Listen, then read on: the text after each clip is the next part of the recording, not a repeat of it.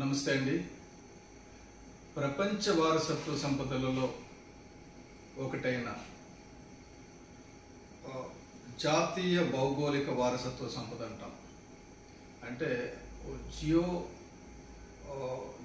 Geographical heritage site.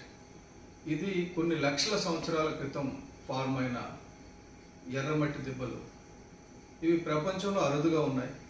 మన దేశంలో రెండే ఉన్నాయి. ఒకటి విశాఖపట్నంలో ఉంది, రెండు తమిళనాడులో ఉన్నాయి.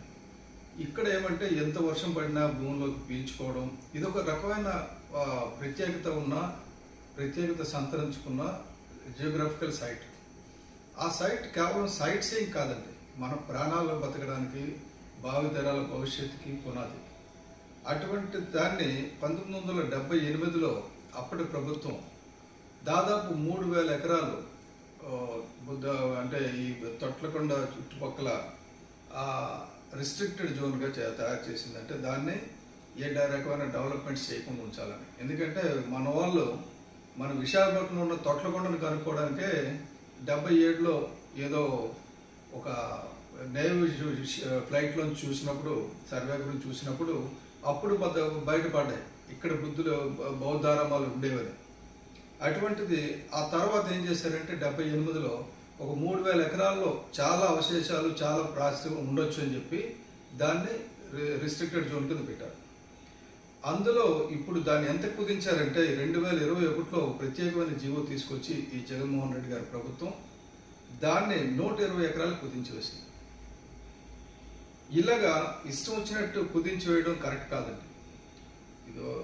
ఎందుకంటే ఇదివరకు తెలంగాణలో కూడా హుస్సేన్ సాగర్, హిమాయత్ సాగర్కి క్యాచ్మెంట్ ఏరియా అని చెప్పి 111 జీవో తీసుకొస్తే దాన్ని 1,13,000 ఎకరాలని సేఫ్ గార్డ్ జోన్లో పెడితే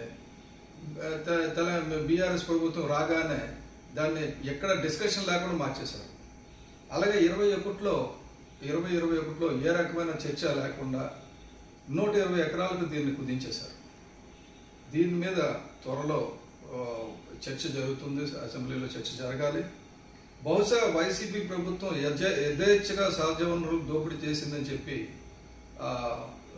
చంద్రబాబు నాయుడు గారు చెప్పడానికి ప్రధాన కారణాలు ఇది కూడా ఒక కారణం అయి ఉంటుంది.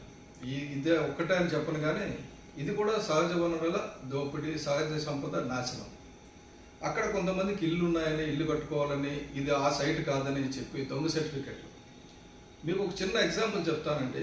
కాకినాడలో మడడవులు విధ్వంసం జరుగుతుందంటే అప్పటి కలెక్టర్ గారు అవి మడడవులు లేవు ఇక్కడ అని చెప్పేసి, అంటే ఆ కలెక్టర్ గారే కాదు, అధికారులు చాలా మంది అలాగే చెప్పారు.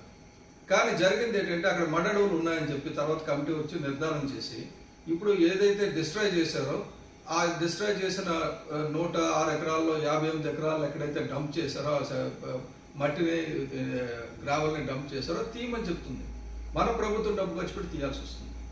మళ్ళీ అటువంటి తప్పిదం జరగకుండా అక్కడ ఎర్రమట్టి దిబ్బలు ఎంత ప్రాంతంలో ఉన్నాయనేది సర్వే చేయించమని చెప్పేసి నా డిమాండ్. ఈ సర్వే తప్పకుండా పవన్ కళ్యాణ్ గారు పర్యావరణ పరిరక్షణకు నడుం కట్టారు కాబట్టి డెఫినెట్గా ఆయన కూడా చేస్తారని నమ్మకం నాకు పూర్తిగా ఉంది. ప్రజల తరపున నేను రిక్వెస్ట్ చేసేది ఏంటంటే అటువంటి సైట్స్లో ఏ రకమైన కట్టడాలు వద్దు. ఇదివరకు అధికారులు తప్పుడు ధృవీకరణ పత్రాలు ఇచ్చినా సరే దాన్ని రీకన్ఫర్మ్ చేసుకున్నంత వరకు అక్కడ ఏ రకమైన కట్టడాలు కట్టకూడదని చెప్పి ఒక పర్యావరణ ప్రేమికుడిగా, అంటే జియో ఇంట్రెస్ట్ ఉన్నవాడిగా నేను చెప్తున్నాను. అలాగే చాలా మంది ఆల్రెడీ పెద్దలందరూ కూడా వచ్చి దాని గురించి మాట్లాడడం చేస్తున్నారు. ఇంటాక్ట్ ఢిల్లీ నుంచి కూడా నాకు ఫోన్లు వచ్చినాయి, ఇంటాక్ట్ విశాఖపట్నం నుంచి ఫోన్లు వచ్చినాయి. సోహన్ హట్టంగడి గారు ఫోన్ చేశారు, సార్ ఇక్కడ చాలా అన్యాయం జరుగుతుందని. అన్ఫార్చునేట్గా నేను ఈరోజు విజయవాడలో ఉండడం వల్ల ఈ వీడియో రిలీజ్ చేస్తున్నాను. విశాఖపట్నం వచ్చినట్ట అది విజిట్ చేస్తాం. అలాగే తప్పకుండా అక్కడ ఎంత ఏరియా ఎర్రమట్టి దెబ్బలు ఉన్నది అనేది ఒక జియోలాజికల్ సర్వే ఒకటి చేయించే కార్యక్రమం త్వరలో చేస్తాం. Thank you.